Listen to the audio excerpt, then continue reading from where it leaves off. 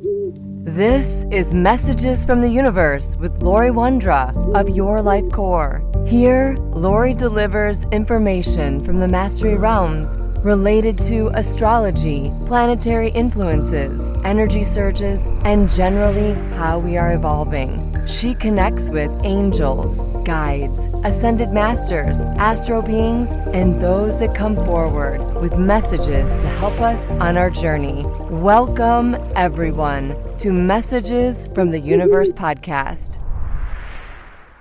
Hello, this is Lori Wondra, and thank you for listening. We are wrapping up 2023, and I want to talk about living your best life. But before I jump into more details around that, I want to talk about a couple of transits, planetary and energy sources that are happening that are really driving this point. When we look at December and wrapping up 2023, I want to start with Mercury. Mercury will be retrograde from December 13th, 2023 to January 1st, 2024. So we're ending 2023 and starting 2024 with Mercury retrograde, and it begins in Capricorn and then moves to Sagittarius on December 23rd. So that Capricorn archetype is I use and how we use things in our lives, our skills, our gifts. And then that movement to Sagittarius reminds us of what we aim for. So how we use or how we believe we're using our gifts might not be what we're aiming for. So this energy is going to draw attention to those areas of our life that we need to maybe redirect or realign what we're aiming for. This is the last Mercury retrograde impacting Capricorn, who's been impacted for a few years. This can help us finish and release. And this is especially helpful since Pluto is also at the end of Capricorn, its Capricorn cycle. Issues around our goals, our life path, our direction and responsibilities, as well as with countries, leaders, governments, and institutions can find the energies escalating, but it also means it can reach a climax and an endpoint and the opportunity for a new beginning. We're ready to pivot to something else, and that's the energy of Aquarius. Now, this is the first Mercury retrograde impacting Sagittarius for some time, and Mercury retrogrades are moving to fire signs in 2024. That simply means that there's going to be more fire, more push, more energy to all of the Mercury retrogrades that we experience in 2024. This brings out issues around having enough space and opportunities for what we want. And we may push too much to get it. It's going to bring fire around communication, transportation, travel, and certainly some technology. Our beliefs may be central to our reasons why, but we may be narrow-minded in this pursuit and need to open our minds to change, to opportunity, to what's being shown to us. There can also be difficulties with travel, learning, and the law anytime that an energy is in the space of Sagittarius. This, however, would be an excellent time for relearning, reteaching, revising, and revisiting. It can also be good for tackling blocks, roadblocks that have been in the way of us seeing a bigger picture. 2023 was immensely challenging for many people, many endings, closure, losses. And I talk about the transits of December because wrapping up 2023 includes reflection on our life, the reflection of the year, what went well, what didn't go well, what did we experience as a loss, and certainly what did we gain. People that left our life and those people that entered, opportunities we took and opportunities that we feel passed us by. This is a time of reflection. This is a time of reflecting for the purpose of learning and really not reflection for judging ourselves. It's a time of truth and purity, and for those in the northern hemisphere, we are reminded of the winter season with snow and are tied to our past and our ancestors. It's a time of learning, lessons, and clearing. It's a quiet time. It's darker. We have less hours of daylight. And the questions I dance with as I look forward to the planetary influences of 2024, as I look at numerology and astrology, and I spend time channeling from the wisdom keepers of the universe, and they continue to talk about our path, our journey, and certainly our evolution. What might we be looking at now that we can use that can help us carry forward from now, this month of December, to January, and for the whole year of 2024. And the question that keeps coming up anytime I find myself in a moment of channeling is, are you living your best life? That's the question the universe asks us. What might that be if you were living your best life? If you believed this is my best life, what would it look like? Are there changes you'd make? Things that you would start doing or things that you would stop doing?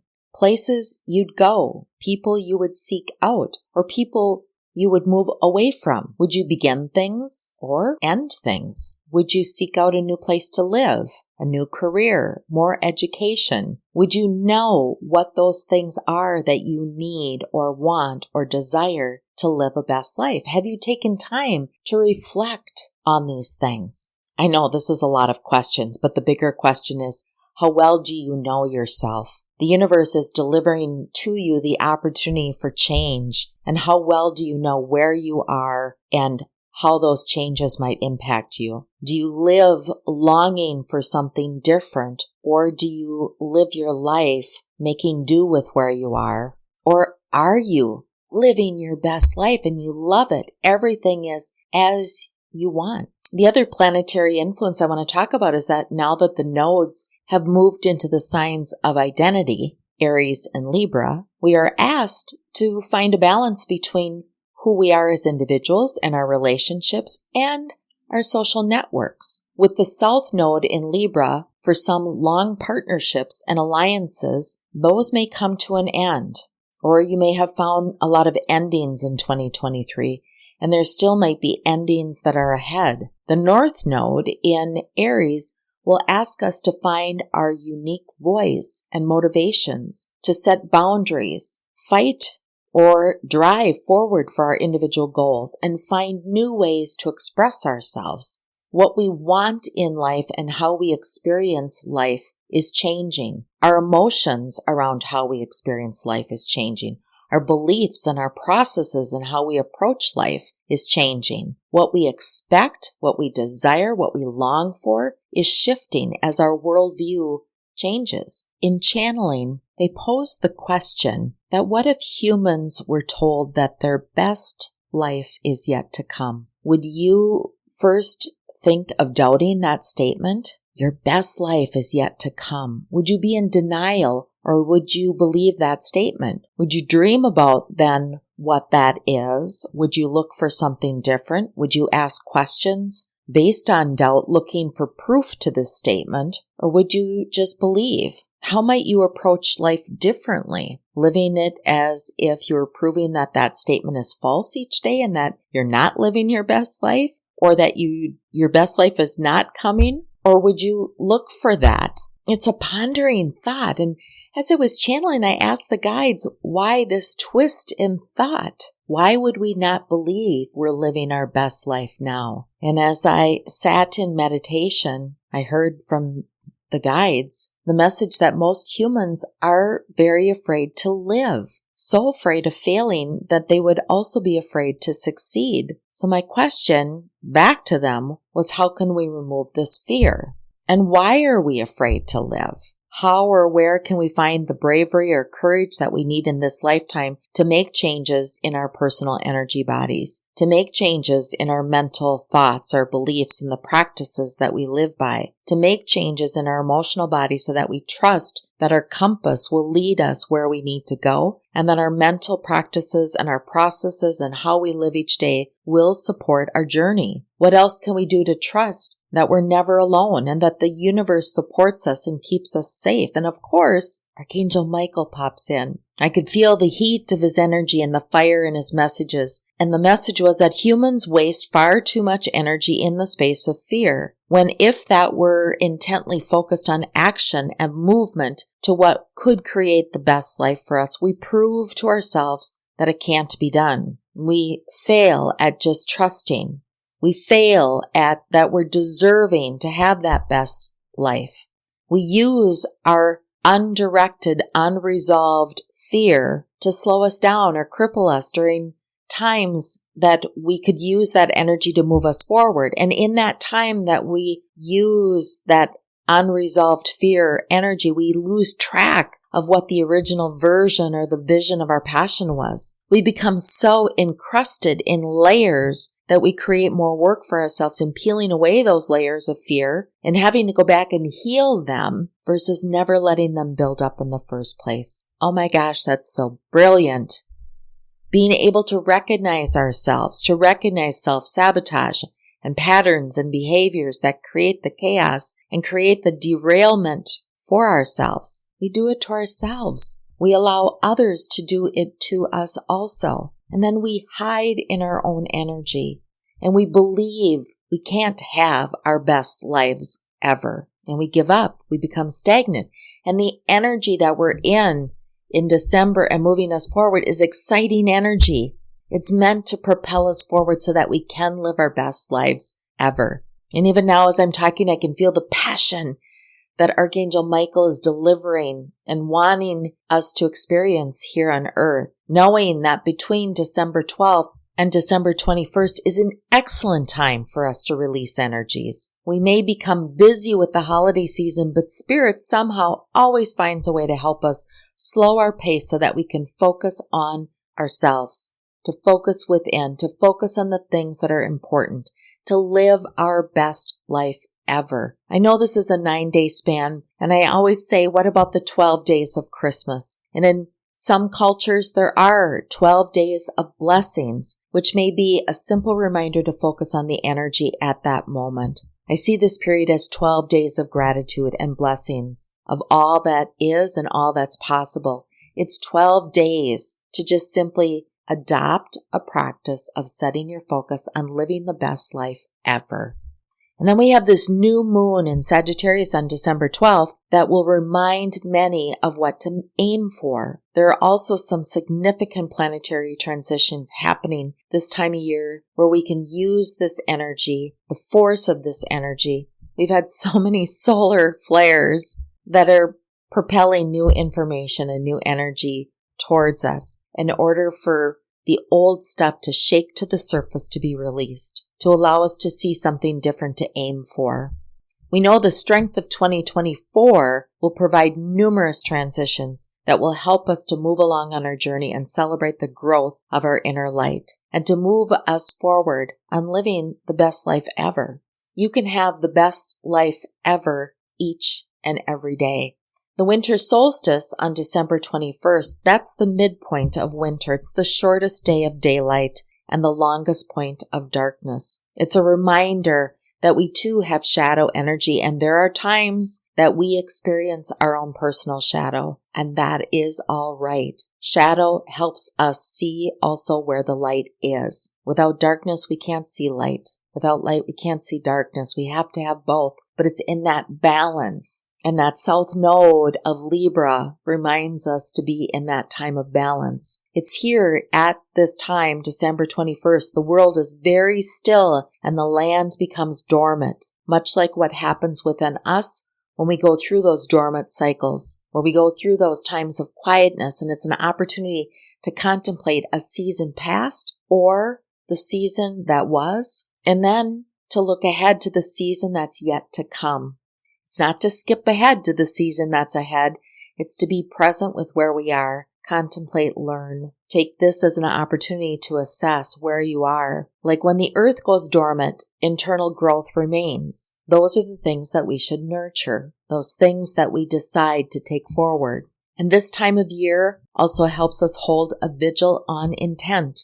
Various festivals of light are celebrated and have been for thousands of years, serving as a reminder that the light will indeed return after the darkest day on December 21st, because the next day we start to gain lightness. Ceremonies and events of many cultures use fire as a sacred element. The purpose was to allow it to burn for the night, to burn off one's dross or rubbish, the stuff that we no longer need, thus revealing our gold, our golden light.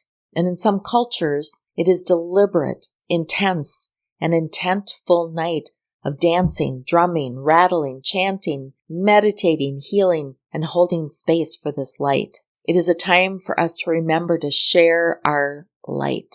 So if you're one that puts up Christmas lights or lights candles at this time of year, It's also a reminder of your light, the internal flame that you have, that you share. And when you turn those lights on, others see your light also. And perhaps December 31st, the celebration of New Year's, mimics this tradition of lights. It helps us ring in the new year and send out the old. But really, in an energetic standpoint, it's a time to reflect on the past while welcoming hope for the new year.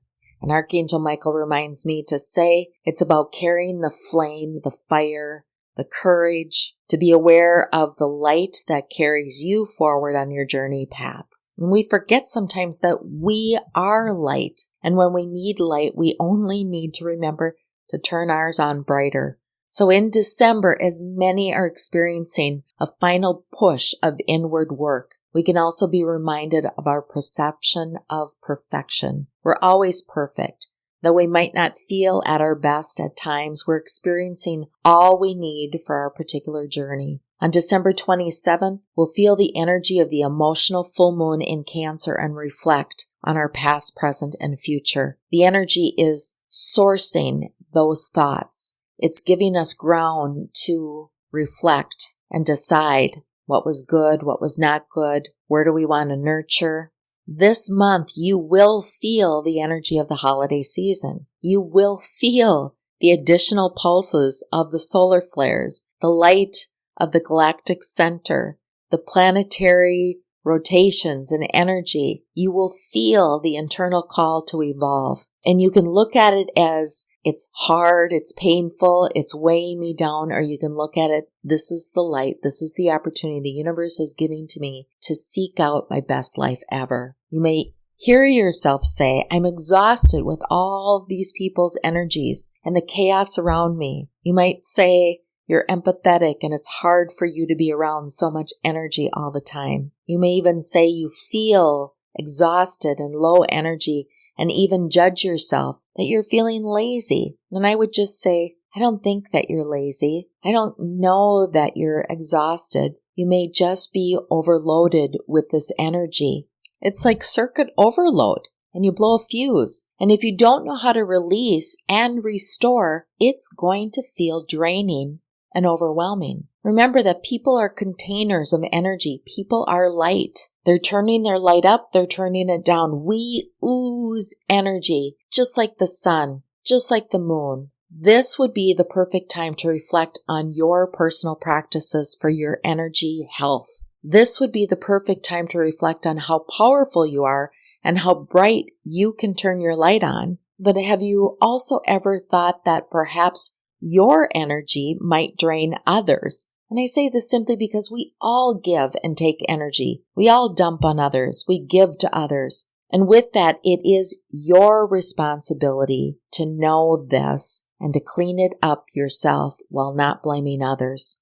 This is a time to say just be responsible for your energy. Develop the practices to release it so it doesn't feel so exhausting for you. Be aware of your energy and be aware of what you need. Be aware of what makes your life the best life for you and work on that. I truly hope this holiday season you experience calm and peace or whatever it is that you are looking for during the season of lights. I hope that you're surrounded by people who love and support you, or you have the quiet time that you desire. I wish for you to shine your light so bright, though, that others recognize your soul and essence. And remember, from all that is above, loved ones, healers, helpers, the angels, the guides, those energetic beings that look upon us or help us, they see us as light, shining bright in all different colors, in red and blue and green and yellow and purple, just like the holiday lights. I'm Lori Wondra of Your Life Core. Thank you so very much for listening. I wish you the best, and I wish you a season of discovering, of living your best self in your best life now and every day. Thank you for listening to Messages from the Universe podcast with Lori Wondra of Your Life Core. For current events or to schedule a private session with Lori, please visit yourlifecore.com.